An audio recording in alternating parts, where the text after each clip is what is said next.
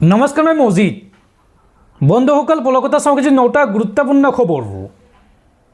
প্ৰথমটো খবৰ, জুবিন গাৰ্গৰ হত্যাৰ গোচৰৰ চাৰ্জশ্বিটত প্ৰথমে নাম সোমাব লাগে মুখ্যমন্ত্ৰী হিমন্ত বিশ্ব শৰ্মাৰ। তেওঁ কৈছিল যে 6-7 বছৰ আগৰ পৰাই পৰিকল্পনা চলিছিল জুবিন গাৰ্গক হত্যাৰ। মুখ্যমন্ত্ৰী হিমন্ত বিশ্ব শৰ্মাই ইমান কথা জনাৰ পাছতো কিয় নিৰাপত্তাৰ ব্যৱস্থা কৰা নাছিল? SITয়ে জুবিন গাৰ্গৰ মৃত্যুৰ তদন্তৰ চাৰ্জশ্বিট আদালতত দাখিল সন্দৰ্ভত এই মন্তব্য বিৰোধী দলপতি দেৱব্ৰত শইকীয়াৰ। পৰৱৰ্তী খবৰ, 2027 চনত ভাৰতত লোকপিয়ল অনুষ্ঠিত কৰাৰ প্ৰস্তাৱত কেন্দ্ৰীয় কেবিনেটৰ অনুমোদন। আৰু লোকপিয়লৰ বাবে ধাৰ্য কৰা হৈছে 11,718.24 কোটি টকা। পৰৱৰ্তী খবৰ, জুবিন গাৰ্গৰ হত্যাৰ গোচৰৰ চাৰ্জশ্বিট মুখ্যমন্ত্ৰী হিমন্ত বিশ্ব শৰ্মাৰ 2026 নিৰ্বাচনী ইস্তাহাৰৰ বাদে একো নহয়। এই মন্তব্য বিধায়ক অখিল গগৈৰ। অখিল গগৈয়ে লগতে কয় যে মই পৃথিৱীত প্ৰথম এনে চাৰ্জশ্বিট দেখিছোঁ য'ত তদন্তকাৰী বিষয়াই ঘটনাস্থলীলৈ নোযোৱাকৈয়ে তদন্ত কৰিছে। আনকি জুবিন দাৰ যিখন সাগৰত মৃত্যু ঘটিল, তদন্তকাৰী বিষয়াই সেই সাগৰৰ পানীও দেখা নাপালে। ইয়াৰ পিছতো যদি মুখ্যমন্ত্ৰী হিমন্ত বিশ্ব শৰ্মাই ইয়াক শক্তিশালী চাৰ্জশ্বিট বুলি কয়, তেন্তে এনে চাৰ্জশ্বিট মই 1 ছেকেণ্ডত ডাষ্টবিনত দলিয়াই পেলাম। জুবিন গাৰ্গৰ মৃত্যুৰ তদন্তৰ চাৰ্জশ্বিটক লৈ এই মন্তব্য বিধায়ক অখিল গগৈৰ। দৰ্শকসকল, আৰু বহুতো গুৰুত্বপূৰ্ণ খবৰ আছে। তাৰ আগতে আপোনাক জনাওঁ যে যদি আপুনি এতিয়ালৈকে এইটো ভিডিঅ'ত লাইক কৰা নাই, তেন্তে এতিয়াই ভিডিঅ'টোত লাইক কৰি দিয়ক। আৰু এনেকুৱা ধৰণৰ ভিডিঅ'সমূহ নিতৌ চাবলৈ চেনেলটো ছাবস্ক্ৰাইব কৰি কাষত থকা বেল আইকনটো প্ৰেছ কৰি ৰাখক। পৰৱৰ্তী খবৰ, 2026 বিধানসভা নিৰ্বাচনৰ পূৰ্বে পুনৰ শক্তি বৃদ্ধি পালে অসম প্ৰদেশ কংগ্ৰেছৰ। নতুন দিল্লীৰ কংগ্ৰেছৰ মুখ্য কাৰ্যালয়ত যোগদান কাৰ্যসূচী। কংগ্ৰেছত যোগদান কৰে গৌতম ধানোৱাৰ আৰু প্ৰাক্তন বিধায়ক বুবুল দাসে। গৌৰৱ গগৈৰ উপস্থিতিত অনুষ্ঠিত হয় এই যোগদান সভা। 2026 বিধানসভা নিৰ্বাচনৰ পূৰ্বে পুনৰ শক্তি বৃদ্ধি পালে প্ৰদেশ কংগ্ৰেছৰ। নতুন দিল্লীৰ কংগ্ৰেছৰ মুখ্য কাৰ্যালয়ত যোগদান কাৰ্যসূচী। কংগ্ৰেছত যোগদান কৰে গৌতম ধানোৱাৰ আৰু প্ৰাক্তন বিধায়ক বুবুল দাসে। লগতে কংগ্ৰেছত যোগদান কৰে অশোক কুমাৰ মুলতানী আৰু লংপি টুপিয়ে। APCCৰ সভাপতি গৌৰৱ গগৈৰ উপস্থিতিত এই বৃহৎ যোগদান কাৰ্যসূচী অনুষ্ঠিত হয়। এই যোগদান কাৰ্যসূচীৰ পিছতে কেইবাটাও বিষয়ত প্ৰতিক্ৰিয়া প্ৰকাশ কৰে গৌৰৱ গগৈয়ে। পৰৱৰ্তী খবৰ, প্ৰধানমন্ত্ৰী মোদীৰ শাসনকালত ভাৰতৰ প্ৰতি মোহভংগ হৈছে ভাৰতৰ লাখ লাখ জনতাৰ। বিগত 5 বছৰত 8,96,843 গৰাকী লোকে ত্যাগ কৰিছে ভাৰতৰ নাগৰিকত্ব। আৰু বিশ্বৰ অন্যান্য দেশত এই লোকসকলে নাগৰিকত্ব গ্ৰহণ কৰিছে। কেন্দ্ৰীয় চৰকাৰে শেহতীয়াকৈ সদৰি কৰিছে এই বিস্ফোৰক তথ্য। পৰৱৰ্তী খবৰ, জুবিন গাৰ্গৰ হত্যাৰ গোচৰত অভিযুক্তসকলৰ মৃত্যুদণ্ড নহ'লে যাৱজ্জীৱন কাৰাদণ্ড হ'ব পাৰে। শ্যামকানু মহন্ত, সিদ্ধাৰ্থ শৰ্মা, শেখৰজ্যোতি গোস্বামী, অমৃতপ্ৰভা মহন্ত আৰু সন্দীপন গাৰ্গৰ মৃত্যুদণ্ড নহ'লে যাৱজ্জীৱন কাৰাদণ্ড হ'ব পাৰে। জুবিন গাৰ্গৰ চাৰ্জশ্বিট সন্দৰ্ভত এই মন্তব্য অধিবক্তা বিজন মহাজনৰ। পৰৱৰ্তী খবৰ, অধিক ঋণ লোৱাৰ পৰিণাম ভুগিছে অসমৰ লগতে বিহাৰে। ভাৰতৰ এই দুখনকৈ ৰাজ্যই অত্যাধিক হাৰত ঋণ লৈছে, যাৰ পৰিণাম এতিয়া এই দুখন ৰাজ্যত ভুগিব লগা হৈছে। বিহাৰত নীতিশ কুমাৰ চৰকাৰৰ কাৰ্যকালত ঋণৰ পৰিমাণ 3,61,000 কোটি টকা, যিটো ৰাজ্যখনৰ প্ৰতিগৰাকী নাগৰিকৰ ওপৰত ঋণৰ বোজা 27,769 টকা।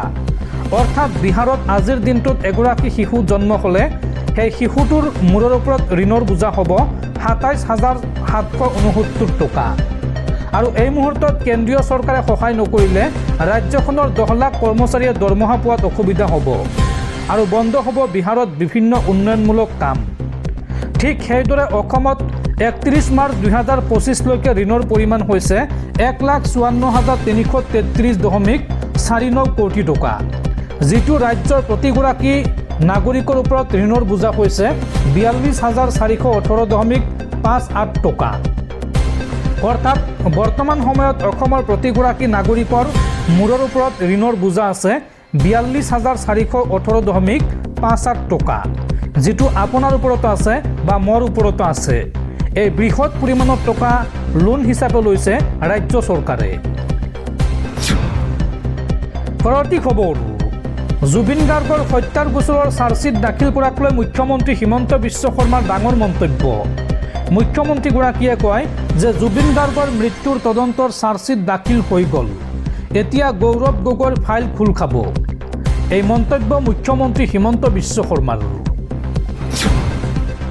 পৰৱৰ্তী খবৰ, গুৱাহাটীত পুনৰ ভয়ংকৰ ঘটনা। গুৱাহাটীৰ সিজুবাৰীত ট্ৰেক্টৰৰ খুন্দাত নিহত এগৰাকী প্ৰথম শ্ৰেণীৰ ছাত্ৰ। নিহত শিশুটিৰ নাম ছায়ান আহমেদ।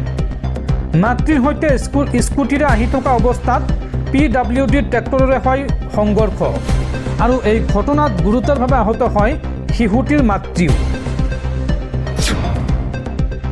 পৰৱৰ্তী খবৰ, 2026ত অসমত হ'ব কংগ্ৰেছৰ চৰকাৰ। 2026ৰ নিৰ্বাচনৰ পিছত অসমত ঘৃণাৰ উদ্যোগ বন্ধ হৈ পৰিব আৰু প্ৰকৃত উন্নয়ন আৰম্ভ হ'ব। এই মন্তব্য APCCৰ সভাপতি গৌৰৱ গগৈৰ। পৰৱৰ্তী খবৰ, ভিনেছ ফগাটৰ ইউটাৰ্ণ। পুনৰ মল্লযুঁজলৈ উভতি আহিব ভিনেছ ফগাট।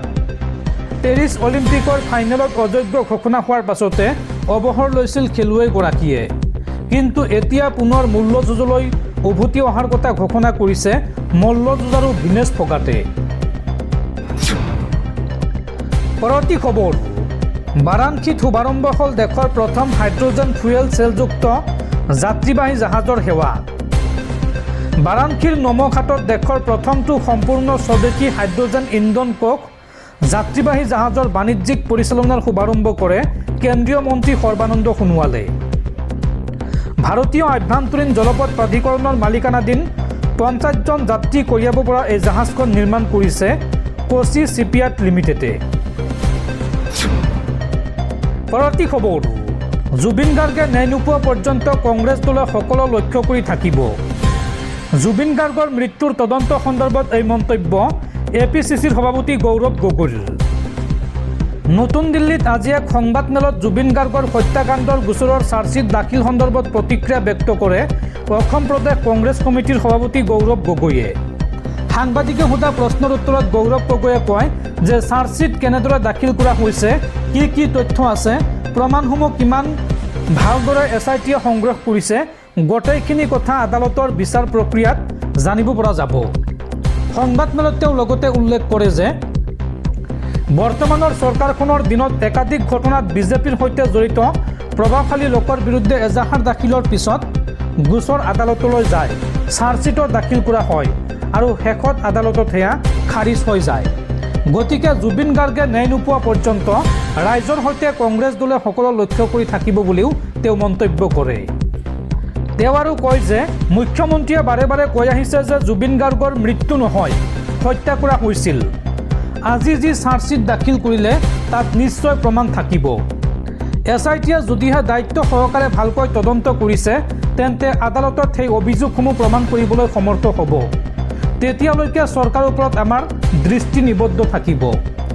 SITয়ে দাখিল কৰা চাৰ্জশ্বিটত উল্লেখ থকা অভিযোগসমূহ আদালতত প্ৰমাণ নোহোৱা পৰ্যন্ত আৰু দুখীয়া কঠোৰতকৈও কঠোৰ শাস্তি নোপোৱা পৰ্যন্ত কংগ্ৰেছ দলে জুবিন গাৰ্গক ন্যায় প্ৰদানৰ দাবী কৰি যাব বুলিও মন্তব্য কৰে অসম প্ৰদেশ কংগ্ৰেছ কমিটিৰ সভাপতি গৌৰৱ গগৈয়ে। পৰৱৰ্তী খবৰ, গুৱাহাটী হাইকোৰ্ট বাৰ এছ'চিয়েশ্যনৰ গোপন ভোটিঙৰ ফলাফল ঘোষণা। গুৱাহাটী হাইকোৰ্টক ৰংমহললৈ স্থানান্তৰ কৰাৰ প্ৰস্তাৱক লৈ হৈছিল গোপন ভোটিং আৰু স্থানান্তৰৰ বিপক্ষে ভোটদান কৰে 1164গৰাকী অধিবক্তাই আৰু স্থানান্তৰৰ সপক্ষে ভোটদান কৰে 154গৰাকী অধিবক্তাই। সোমবাৰৰ পৰা শুকুৰবাৰলৈ হৈছিল গোপন বেলটৰ এই ভোটদান প্ৰক্ৰিয়া। উল্লেখযোগ্য যে হাইকোৰ্ট স্থানান্তৰক লৈ তীব্ৰ বিৰোধিতা কৰিছিল গুৱাহাটী হাইকোৰ্টৰ বাৰ এছ'চিয়েশ্যনে। পৰৱৰ্তী খবৰ, বিটিসি সচিবালয়ত আক্ৰমণ কৰা ঘটনাৰ তদন্ত কৰিবলৈ গঠন কৰা হ'ব ন্যায়িক আয়োগ। গুৱাহাটী উচ্চ ন্যায়ালয়ৰ অৱসৰপ্ৰাপ্ত ন্যায়াধীশ হীৰেন্দ্ৰনাথ শৰ্মাৰ নেতৃত্বত ন্যায়িক আয়োগ গঠনৰ সিদ্ধান্ত ৰাজ্য চৰকাৰৰ। সংবাদ মাধ্যমৰ সন্মুখত এই কথা সদৰি কৰে মুখ্যমন্ত্ৰী হিমন্ত বিশ্ব শৰ্মাই। উল্লেখযোগ্য যে 6 জনগোষ্ঠীৰ জনজাতিকৰণৰ বিৰোধিতাৰে বিটিসি সচিবালয় ভাঙি লণ্ডভণ্ড কৰিছিল একাংশ শিক্ষাৰ্থীয়ে। পৰৱৰ্তী খবৰ, নিৰ্দোষী লোকক হাৰাশাস্তি কৰি শাস্তিৰ সন্মুখীন হ'ল গৌৰীপুৰৰ অচি এইগৰাকী জ্যোতিপ্ৰসাদ দাস। দোষীক ৰক্ষণাবেক্ষণ দিয়া গৌৰীপুৰৰ অচি জ্যোতিপ্ৰসাদ দাসক ৰিজাৰ্ভ ক্লজ। দোষীক ৰক্ষণাবেক্ষণ দিয়া গৌৰীপুৰৰ অচি জ্যোতিপ্ৰসাদ দাসক ৰিজাৰ্ভ ক্লজ। নিৰ্দোষী লোকক হাৰাশাস্তি কৰি শাস্তিৰ সন্মুখীন হ'ল গৌৰীপুৰৰ অচি জ্যোতিপ্ৰসাদ দাস।